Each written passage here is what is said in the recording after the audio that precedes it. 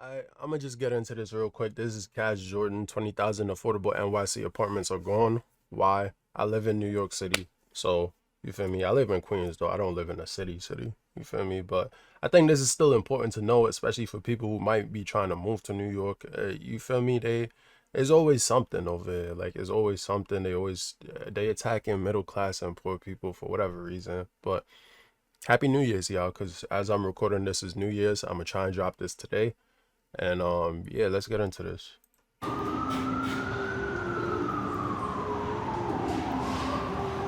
New York is America's least affordable city, and 20,000 affordable homes have vanished over the last 3 years, which has people asking why are they gone and where did they go? Thousands of apartments are now being kept vacant. New laws meant to limit rent increases and protect tenants in the city could actually be having adverse effects. So, Betty, how long have you been trying to get a nice... Of course, because nothing they do is ever meant to actually help us. You feel me? Some way is always other people getting that help, not the people who actually need it. How that works out, I don't even know. Apartment. Oh, God, have some mercy. Okay. How bad is this crisis? It's bad. There are more than 4,800 city-run apartments right now that are sitting empty. 1/3 of housing in New York City is considered rent regulated. Most of it dates back to the early 1900s, and the average tenant stays more than a decade. If my shit is rent regulated, why would I ever leave? Come on now.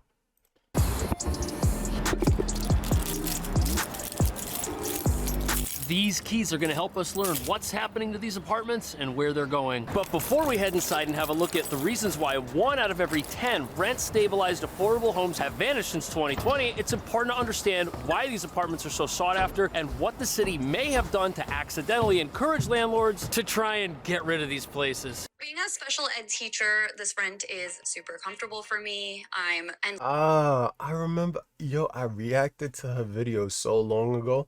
Like, her video is dead on my channel, and I remember she actually commented on this video. I remember this video. So when I think of rent stabilized apartment, I think of this video.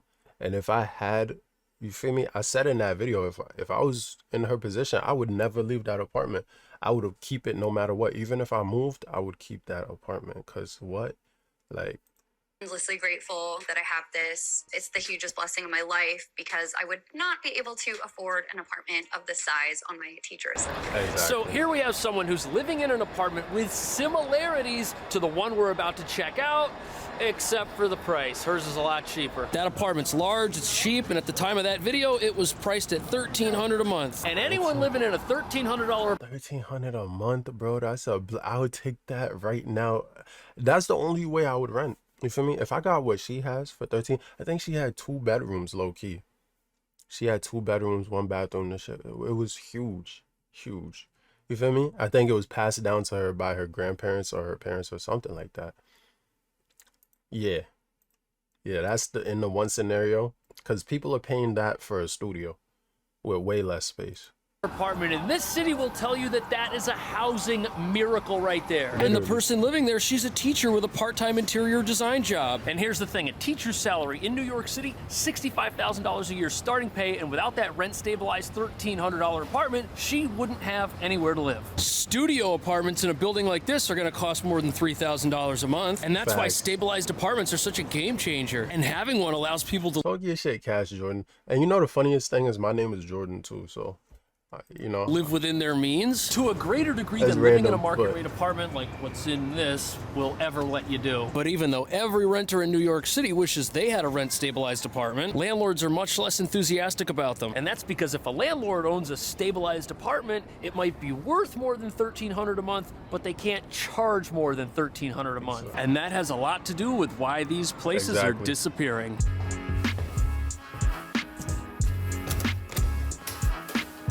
Of course, because why lose money when I can make more? That's probably what all of them are thinking.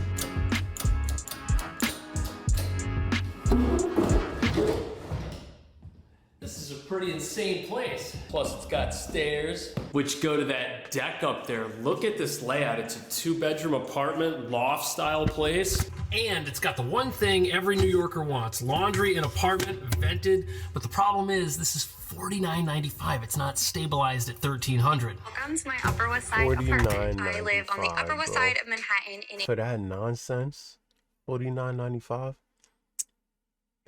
$49.95. Go to Jersey for $49.95. You getting a fucking mansion. Go to Long Island for $49.95. You getting a fucking mansion with a pool in the backyard. And you talking about $49.95 for that nonsense right there? Fucking crazy. I'll take the hour drive to the city. Fuck the city, bro. Fuck New York City. Fuck the city. The city is terrible and it's fucking disgusting, bro. I'm not gonna lie, Manhattan is disgusting. As soon as I walk into Manhattan, I start coughing. The air quality is in certain parts, not every part, certain parts of Manhattan is actually nice. You feel me? Especially when you buy the like water and certain areas. It depends. But fuck the city. I don't care about none of that. I don't care about the nice parts, the good parts of the city. The bad parts is bad enough, and the rent is fucking ridiculous. And New York City just needs to fucking burn up in a asteroid needs to come and just rock the shit out of New York and fucking LA and where else? Where else in the world is expensive? Asteroid needs to just come and just wipe those off the map so we could like start over from scratch. That's how I personally feel about these cities. Even though I live here, I would have to be a sacrifice for that, because fuck the city, bro. For real. You could go to Texas for $500K, you get in a fucking mansion. And your mortgage is gonna be less than $49.95. Paying $49.95 for rent just to be in the city is like, I understand there's people out here who's making what, like $8,000 a month, $9,000 a month, $10,000 a month. They just, you feel me? They just got the bread like that. Maybe nepotism, maybe this and that. Maybe they just work a lot and do a lot of different things. But like, to be paying that just to live in the city, just for like the convenience, I'm gonna call you retarded. Personally, like, cause there's better uses for your money. Yeah, the time, maybe your job is in the city and you want to be close to the city. You're fucking retarded. That's all I gotta say. But I shouldn't say that, cause certain people's circumstances, it just makes sense for them. But like, yeah. a 2-bedroom apartment, and I pay $1,300 a month in rent. Honestly, I can't believe that Bedroom. place is $1,300 a month. That's insanely affordable. Insane. It's big, it's bright, it's a 2-bedroom. This is also a 2-bedroom. But you know what? I wish, bro. I wish I would take that in a heartbeat, and I would never leave. Never leave. I would pass it down to my kids, and I would pay for it for them. They don't even have to pay for it. I would pay for it for them. You feel me? It's crazy. Both that and this are going to rent no matter what. And that's because New York City is in the middle of a housing shortage. And since there aren't enough apartments to go around, we're definitely going to have to see what's up there. Everything on the market is going to rent, no matter how big or how small. Now, granted, the $1,300 place, that would rent probably within 1 or 2 days. But even this apartment, this is gonna be gone within the next 3 to 4 weeks. And if you're the landlord of this apartment, it's gonna be— Yeah, because the two people income who are doing reasonably well. Like, for example, me, if I had a partner, we could probably split this and it wouldn't, like, we'd still be able to do things, have fun, but like, it still makes no sense to me, especially seeing some of this shit, like the stains and shit. Like, if I'm paying $49.95, like, this shit better be fucking immaculate. Like, what the fuck is this nonsense, bro? Yeah, you could fucking get a mansion in Jersey, or get like, and the thing is, the amount that they're paying for this, like, I saw a crib in Jersey that looked like the bathroom was, the handles was gold, like everything looked clean as fuck. It was selling for like $499. Mortgage would have been like what, $4,000. That shit was immaculate, like movie type. Fuck, you feel me? And then you gonna pay this for this nonsense? I take the drive, I'll take the commute, I'll take anything to like live in a fucking movie house than live in the city just for convenience for this nonsense. It'd be worth waiting those extra few This days. shit get me heated, low key. I'm not gonna lie to y'all. Like, and it's crazy because I was watching a lot of Daquan Wilshire videos, and that shit kind of depressing. But this shit right here get me heated, bro. days, or weeks rather, because you're going to get so much more money a month in rent. In fact, over the next year, this apartment is going to collect $60,000 of rental income, but the cheaper apartment, $15,600 is how much rent that's going to collect over the next year. And although this apartment's been free market for the last 10 years or more, landlords who still have stabilized properties, they're doing everything they can to get those to market rate, or at least they were until the city made it illegal.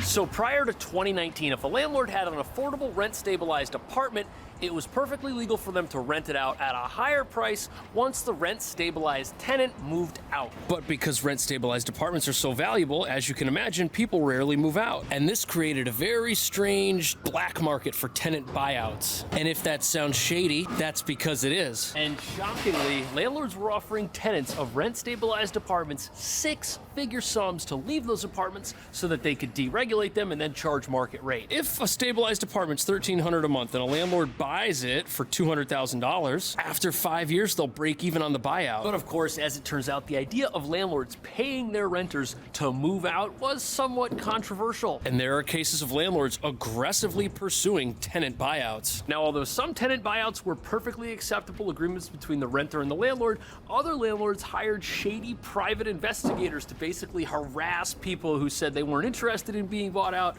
until they eventually caved in. But new laws passed in 2019 made tenant buyouts illegal. That's actually kind of crazy. That's crazy. Because those laws actually made it illegal to deregulate a formerly regulated apartment, which essentially means that even if a landlord and a tenant wanted to go through a buyout process together, that was now illegal because the landlord still had to keep that apartment stabilized. Now, the city had hoped that by making it illegal to deregulate an apartment, it would mean that more regulated apartments would remain available for people to rent. But critics say the opposite has happened because these laws have forced some landlords to get more creative to get around them, while others are simply still breaking them, but they got caught. Attorney General Tish James says Inc. Property Group bought dozens of rent-stabilized buildings and illegally forced out tenants. This company made quick cash by preying on vulnerable individuals and families. That's actually from about a year ago, and those landlords were still doing buyouts very aggressively after the laws were passed. But according to this article, 10% of New York City's affordable housing stock has disappeared, and those apartments are no longer being reported. And that's because tenant buyouts aren't the only way landlords are earning more money on apartments that are supposed to be affordable. What they doing, Jordan? Let me know.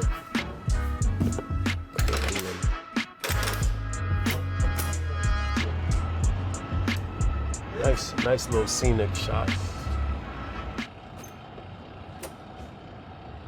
So, there's actually another way that landlords have been removing regulated apartments from the market, even though the city made some rules that limit how you can do that. For example, let's say that this here 2-bedroom is too big for you and you're the landlord and you want to chop it in half and make 2 1-bedrooms or 2 studios. That's legal, as long as the apartments are the right size. And it's also legal to take 2 small apartments that are next to each other and combine them into one very large apartment. And sometimes what landlords will do is they'll combine one apartment, which is market rate, with another apartment next to it, which just so happens to be a stabilized apartment, and now the entire unit becomes market rate. Critics of property owners say this hurts the housing market, but proponents say this is the only choice they've got. Now, we're gonna go over these arguments to see if they're valid or not, but look at this. One landlord took $800 stabilized apartments and converted them into some massive co-living arrangement where the suites were $7 grand each and each of the rooms got rented out. But even though every renter in the city wishes they had a stabilized apartment with artificial... Someone said, I'm a finesse any way possible. Like, that's crazy. I don't want this video to be too long, but as you can see, people just trying to get bread any way they can. Like, they're not trying to lose bread. So it's like, if I don't, people don't care about people, bro. People do not care about other people. A lot of them don't care. They want their bread and they're gonna get their bread no matter what. But yeah, link to this video will be in the description. All of that. If you want to recommend videos to me, that's cool too. I would appreciate that, because honestly, it's a drought finding like good videos that I want to talk about. I really don't want to talk about dating stuff and all of that nonsense. Yeah, so I'm staying away from that. I'm focused on like life, investing, Shit like that. That's what I want to talk more about. You feel me? So if you like that, stay tuned. If you don't, you can unsubscribe for me, or you can hope that I go back to content you like. But if you want certain content, ask for it, and I'll see about it. You feel me?